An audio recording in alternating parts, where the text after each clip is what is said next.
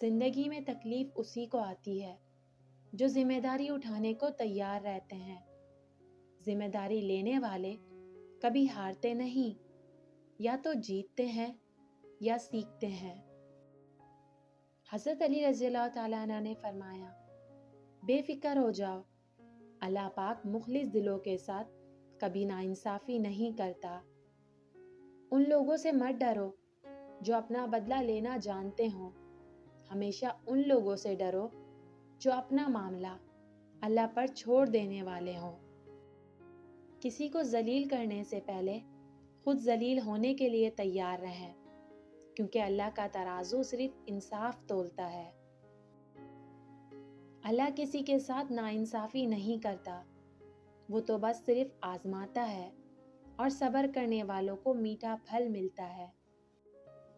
کسی کی بھی آنکھ تمہاری وجہ سے نم نہ ہو، کیونکہ تمہیں اس کے ہر آنسو کا جواب دینا ہوگا۔ ہماری نیت کی پیمائش اس وقت ہوتی ہے جب ہم کسی ایسے شخص کے ساتھ بھلائی کریں جو ہم کو کچھ بھی نہیں دے سکتا، جو دوسروں کے لیے درد کی وجہ بنتے ہیں۔ کسی نہ کسی طرح سے وہ تکلیف ان پہ پلٹا دی جاتی ہے۔ یہ میرے اللہ کا قانون ہے، مگر لوگ سمجھتے نہیں ہیں۔ کسی کی راہ میں کانٹے بچھانے والا کیا یہ نہیں جانتا کہ کسی کے پیروں سے رسنے والا خون تمہاری قسمت کے صفحوں کو کالا کر سکتا ہے؟ یہ یاد رکھنا، اللہ کے ہاں ہر چیز کا حساب ہے۔ یقین کرو، صبر آنے کی دیر ہوتی ہے اور اللہ کا انصاف شروع ہو جاتا ہے۔ سوچتا ہوں تو شرمندگی ہوتی ہے، میں اللہ کو کیا حساب دوں گا۔